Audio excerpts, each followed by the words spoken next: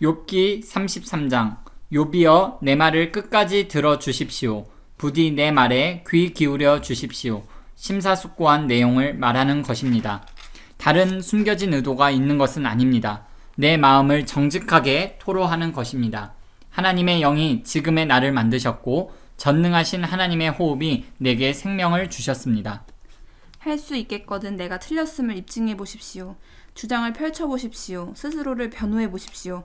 자, 나는 당신과 다를 바 없는 인간입니다. 우리 둘 다 흙으로 만들어졌습니다. 그러니 이 상황을 같이 풀어나가 봅시다. 내가 드세게 나간다고 귀가 죽지 않았으면 합니다. 당신은 이렇게 말했습니다. 내 귀로 똑똑히 들었습니다. 나는 결백하네. 잘못한 게 없어. 믿어주게. 나는 깨끗하네. 양심에 거리낄 게 없어. 그런데 하나님이 자꾸만 나를 괴롭히시고 나를 원수대하듯 하신다네. 나를 감옥에 쳐넣으시고 끊임없이 감시하시네. 하지만 분명히 말하겠습니다. 욥이여, 당신은 완전히 잘못 생각하고 있습니다. 하나님은 그 어떤 사람보다도 훨씬 크십니다. 그런데 어찌 감히 그분을 법정으로 불러놓고 당신의 비난에 답하시지 않는다고 불평합니까? 하나님은 어떤 식으로든 항상 응답하십니다. 사람들이 때로 그 사실을 인식하지 못할 뿐이지요.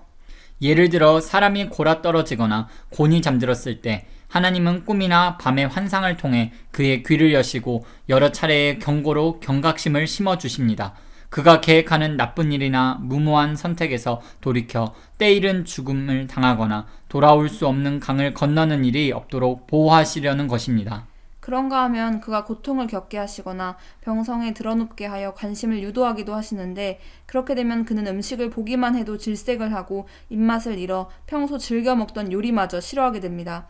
살이 빠지고 비쩍 말라 앙상하게 뼈만 남습니다. 죽음의 낭떠러지에 매달려 당장이라도 숨이 끊어질 수 있음을 깨닫게 됩니다. 그러나 그때라도 천사가 나타날 수 있습니다. 수천이나 되는 수호자 중 하나가 그를 위해 올 것입니다. 보냄을 받고 찾아온 천사가 자비롭게 개입하여 내가 그의 몸값을 받았다는 말로 사형 선고를 취소시킬 것입니다. 그러면 사람이 무슨 일인지 깨닫기도 전에 자신의 몸이 회복되어 건강을 되찾을 것입니다. 또 사람 자신이 무릎을 꿇고 하나님께 기도할 수도 있습니다. 하나님은 그것을 좋아하십니다. 사람은 하나님의 미소를 보고 그분과의 올바른 관계가 회복되었음을 깨닫습니다. 그리고 기뻐합니다. 그는 만나는 모든 사람 앞에서 하나님을 찬양하고 이렇게 증언할 것입니다. 난 인생을 엉망으로 살았지. 정말이지 무가치한 삶이었어. 하지만 하나님이 개입하셔서 완전히 죽은 목숨이었던 나를 구하셨어. 나 다시 살아났어. 다시 빛을 보게 되다니. 하나님은 이런 식으로 거듭거듭 일하십니다. 확실한 파멸에서 우리 영혼을 끌어내십니다. 그러면 우리는 빛을 보고 빛 안에서 살게 됩니다. 욥이여, 내 말에 귀를 기울이십시오. 아직 끝나지 않았으니 말을 끊지 말고 계속 들으십시오. 그러나 혹시 내가 알아야 할 것이 있다면 말해주십시오. 나는 당신이 누명을 벗기를 무엇보다 바라니까요. 할 말이 없다면 잠자코 들어주십시오. 내 말을 끊어 혼란스럽게 하지 마십시오. 그럼 이제부터 지혜의 기본을 가르쳐드리겠습니다. 욥기 34장. 엘리후가 계속해서 말했다. 훌륭하신 어르신들, 내 말을 듣고 생각하는 바를 알려주시기 바랍니다. 여기서 벌어지고 있는 상황을 제대로 파악하려면 머리를 맞대고 상의해야 하니까요. 이 정도는 누구나 아는 상식입니다. 누구나 맛을 느낄 수 있는 것처럼 말입니다. 들으신 것처럼 욥은 이렇게 말합니다. 나는 옳다. 그런데 하나님은 내게 공정한 재판을 허락하지 않으신다. 나는 스스로를 변호하는 자리에서 거짓말쟁이라는 소리를 들었고 잘못한 것이 없는데도 처벌을 받았다. 이보다 더 심한 말을 들어보신 적이 있습니까? 욥의 눈에는 보이는 것이 없답니까? 나쁜 친구들과 너무 많은 시간을 보낸 걸까요? 엉뚱한 무리와 너무 오래 어울려 다닌 걸까요? 그래서 하나님을 기쁘게 해드리려고 애써봐야 소용없다는 그들의 말을 앵무새처럼 따라하게 된 걸까요? 어르신들은 이런 문제를 능숙하게 다루는 분들이니 나와 의견이 같을 것입니다. 하나님이 악을 행하실 리 없고 전능하신 분께서 잘못을 저지르실 리 없습니다. 그분은 더도 덜도 말고 딱 우리가 행한 그대로 갚으십니다. 사람은 언제나 뿌린 대로 거둡니다. 하나님이 악한 일을 하시거나 전능하신 분이 정의를 뒤엎으실 리 없습니다. 그분은 온 땅을 다스리시는 분, 온 세상을 한 손에 쥐고 계시는 분, 그분이 호흡을 불어넣지 않으시면 남녀노소 모두 공기가 부족하여 죽고 말 것입니다. 그러니 욥이여, 잘 생각해 보십시오. 누가 봐도 분명한 사실입니다. 질서를 싫어하는 자가 질서를 유지할 수 있겠습니까? 당신은 의롭고 전능하신 하나님을 감히 비난하는 것입니까? 하나님은 언제나 진실을 말씀하시는 분, 부패한 통치자들이 악당이자 범죄자임을 폭로하시지 않습니까? 그분이 돈 많고 유명한 자들을 편드시고 가난한 이들을 무시하십니까? 모든 이들에게 똑같이 책임을 다하시는 분이 아닙니까? 불시에 죽는 사람들은 그럴 만한 죄가 있는 것 아닙니까? 사악한 통치자들이 몰락하는 것은 피할 수 없는 운명 아닙니까? 대단하다는 사람들이 쓰러져 죽을 때 우리는 하나님이 배후에서 일하고 계신다는 것을 깨닫습니다. 하나님은 모든 사람을 살피시고 사소한 것 하나도 놓치지 않으십니다. 그분의 눈을 속이고 악을 행하는 자들을 가려줄 만큼 캄캄한 밤이나 깊은 어둠은 존재하지 않습니다. 하나님은 그들의 범죄를 입증할 증거를 더 모으실 필요가 없습니다. 그들의 죄는 명백한 사실이기 때문입니다. 그분은 고위 인사나 유력 인사들을 묻지도 않고 해임하시고 곧바로 다른 사람들로 그 자리를 채우십니다. 잘못을 저지르고 무사히 빠져나가는 사람은 없습니다. 하룻밤만에 판결문이 서명, 봉인, 교부됩니다. 그분은 모두가 볼 수 있는 탁 트인 곳에서 악한 자들을 그 악한 행위대로 처벌하십니다. 그들은 그분을 따르지 않고 그분의 길을 더 이상 생각하지 않기 때문입니다.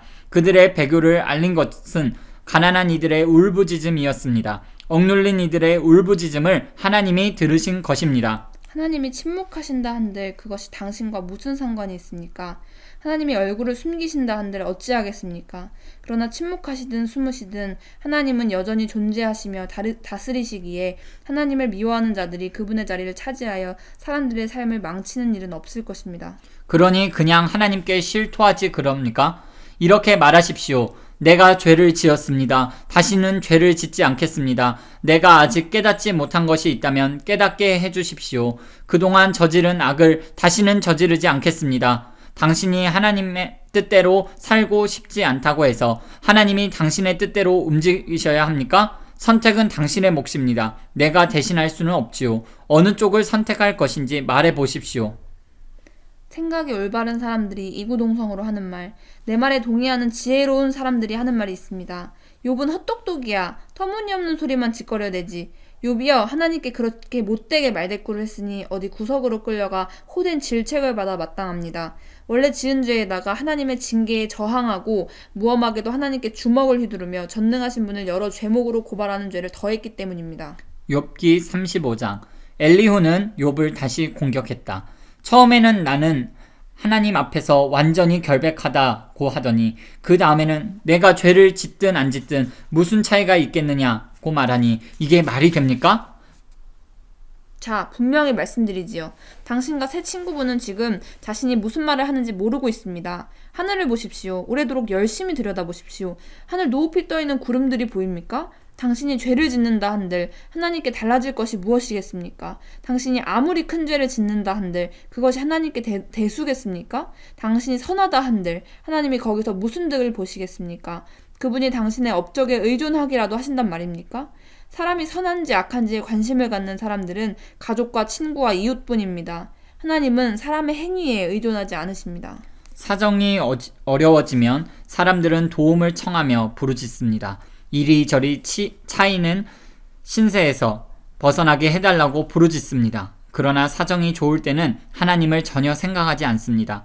하나님이 사람들의 마음에서 노래가 흘러나오게 하시고 온 세상을 과학교실로 삼으시며 날짐승과 들짐승을 통해 지혜를 가르치실 때도 마찬가지입니다. 사람들은 오만하게도 하나님께 관심을 갖지 않습니다. 그러나 공경에 처하면 비로소 하나님을 부르지만 이번에는 하나님이 그들에게 관심을 보이지 않으십니다. 그런 기도는 순간적인 두려움을 빼면 아무 실체가 없고 전능하신 분은 그런 기도를 무시하십니다. 그러니 당신이 하나님의 응답을 기다리다 지쳤고 하나님이 세상의 문제들을 보시고 진노하셔서 뭔가 조치를 취해 주시기를 기다리다 지쳤다고 말한다 해서 하나님이 당신에게 눈길을 주실 것 같습니까? 욥이여, 터무니없는 소리만 하고 있군요. 그것도 쉴 새 없이 말입니다. 욥기 36장. 엘리후는 심호흡을 하고 계속해서 말을 이어나갔다. 조금만 더 참고 들으십시오. 납득하게 될 것입니다. 하나님 편에서 할 말이 아직 남아 있습니다. 나는 이 모든 내용을 만물의 근원이신 분께 직접 배웠습니다. 정의에 대해 내가 아는 것은 모두 나를 지으신 분이 알려주신 것입니다. 믿어주십시오. 나는 더하지도 빼지도 않고 진리만을 말할 것입니다. 정말입니다. 내가 속속들이 아는 내용들입니다. 하나님은 전능하시지만 무고한 사람을 힘으로 누르지 않으십니다. 악인들의 경우는 이야기가 좀 다른데 하나님은 그들을 본체만치 하십니다. 하지만 그 피해자들의 권리는 보호하십니다. 하나님은 의인들에게서 눈을 떼지 않으시고 그들에게 아낌없는 영예를 베푸시며 끊임없이 높여주십니다. 상황이 좋지 않을 때, 고난과 고통이 닥칠 때 하나님은 무엇이 어디서 잘못되었는지 알려주십니다. 그들의 교만이 문제의 원인임을 보여주십니다. 그들이 그분의 경고에 주목하도록 만드시고 잘못된 삶을 회개하라고 말씀하십니다. 그들이 그 말씀에 순종하고 그분을 섬기면 오래도록 풍족하게 살 것입니다. 그러나 불순종하면 한창 때 죽어 인생에 대해 조금도 알지 못하게 될 것입니다. 하나님을 모르는 성난 사람들은 불만을 토로하며 자신의 어려움에 대해 남 탓을 합니다. 성적 방종을 일삼으며 인생을 즐기다 정력을 낭비하고 결국 한창 나이에 죽고 맙니다. 그러나 고통을 통해 지혜를 배우는 사람은 하나님이 그 고통에서 건져주십니다. 욥이여, 하나님이 절체절명의 위기에서 당신을 구해내고자 애타게 호소하시는 모습이 보이지 않습니까? 그분은 당신을 탁 트인 안전한 곳으로 이끌어내셔서 좋은 것들이 가득한 잔치로 초대하고 계십니다. 그런데 지금 당신은 악인들의 죄악을 답습하며 하나님 탓하는데 정신이 팔려 있습니다.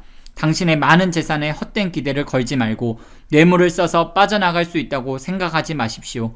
돈을 바쳐 빠져나갈 계획이 이었습니까? 당치도 않습니다. 사람들이 고통을 잊고 잠드는 밤이 되면 그나마 좀 나을 거라 생각하지 마십시오. 무엇보다 더 많은 악을 저질러 사태를 악화시키지 마십시오. 지금 당신이 고통을 겪는 이유가 바로 그것입니다. 하나님이 얼마나 강한 분이신지 알기는 합니까? 그분처럼 위대한 스승이 또 어디 있습니까? 이제까지 누가 그분께 이래라 저래라 한 적 있으며 그분을 나무라며 그거 완전히 잘못하셨네요 라고 말한 적이 있습니까? 그러니 수많은 사람들이 노래로 기리는 그분의 놀라운 일을 찬양하십시오. 누구나 그것을 봅니다. 아무리 멀리 있어도 다 볼 수 있습니다. 오래오래 찬찬히 살펴보십시오. 하나님이 얼마나 위대하신지를. 무한하신 분, 우리가 상상하거나 이해할 수 있는 수준을 훌쩍 뛰어넘는 분이십니다. 하나님은 바다에서 물을 퍼다 맑게 걸러 비구름 물통을 가득 채우십니다.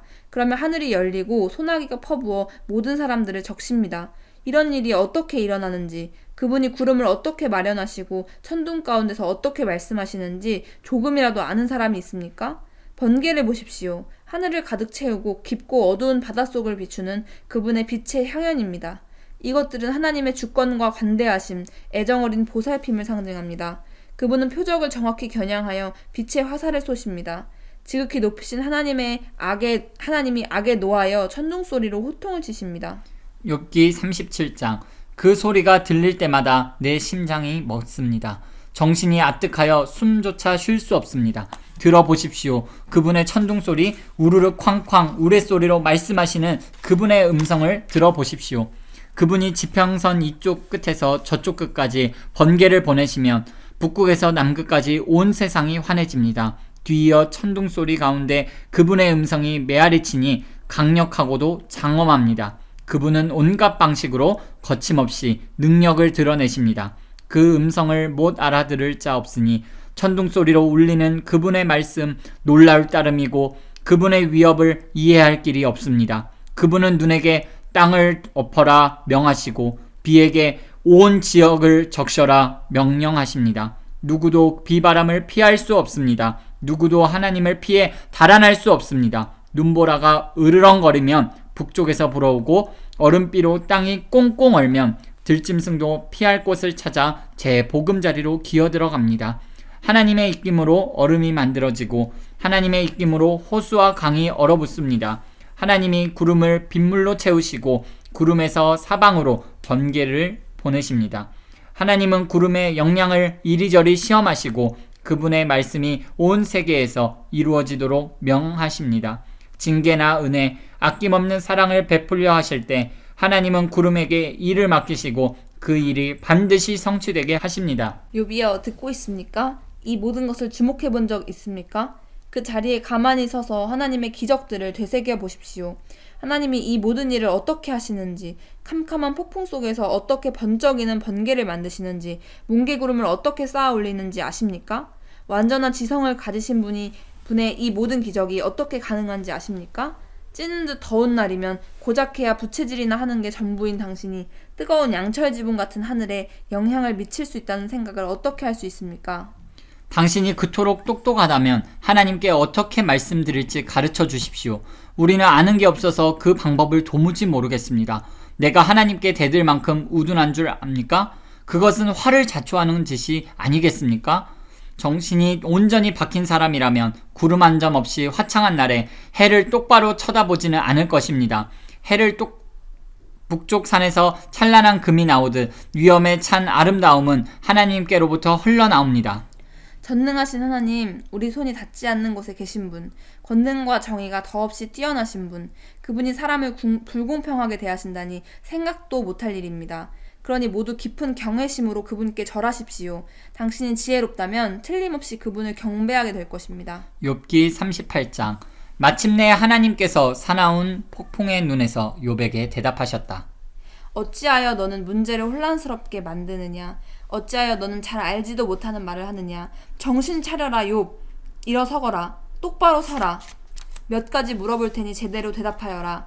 내가 이 땅을 창조할 때 너는 어디 있었느냐?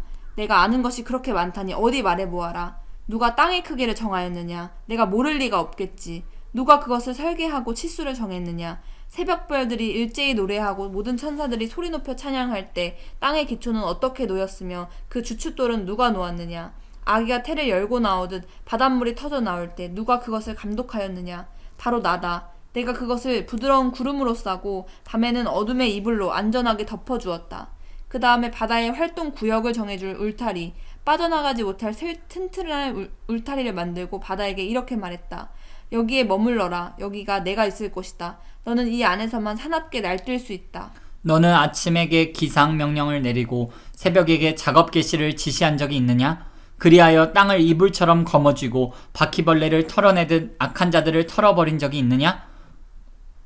해가 만물의 빛을 비추어 모든 빛깔과 형체가 드러나면 악한 자들은 덮고 있던 어둠이 일제히 벗겨지고 그들의 악행이 훤히 드러난다. 너는 세상의 바닥을 본 적이 있느냐? 깊은 대양의 미로 같은 동굴들을 답사해 보았느냐? 죽음을 알기나 하느냐? 죽음의 깊은 신비를 푸는 실마리가 내게 하나라도 있느냐? 이 세상이 얼마나 드넓은지 아느냐? 짐작하는 바라도 있다면 어디 말해보아라. 너는 빛이 어디에서 오며 어둠이 어디에 사는지 아느냐? 그것들이 길을 잃으면 손을 잡고 집에 데려다 줄 수 있느냐? 물론 너는 알고 있을 것이다. 어릴 때부터 그것들과 같은 동네에서 자라 평생 알고 지낸 사이가 아니냐? 너는 눈이 만들어지는 곳에 가보았느냐? 우박이 비축된 저장고를 본 적이 있느냐? 환란과 전투와 전쟁 때를 대비해 내가 우박과 눈을 준비해 놓은 무기고 말이다. 번개가 발사되는 곳, 바람이 시작되는 곳을 찾을 수 있느냐? 너는 누가 포구를 위해 협곡들을 깎았다고 생각하느냐?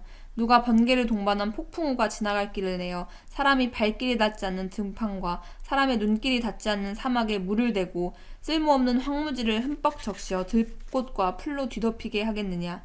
비와 이슬의 아버지가 누구이며 얼음과 서리의 어머니가 누구라고 생각하느냐?